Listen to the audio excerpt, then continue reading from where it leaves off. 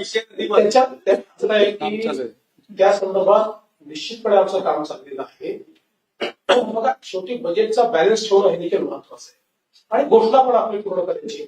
आता ट्रेंड्स आमच्याकडे फार चांगले आहेत, जे काही जर आपण नॅशनल ऍव्हरेजच्या 7% वर चालू आहे, पण त्याचवेळी जर आपल्याला सस्टेन पद्धतीनं आपल्या योजना चालवायच्या असतील तर आर्थिक शिस्त देखील आपल्याला ठेवावी लागेल. 3% वर जाता येणार नाही.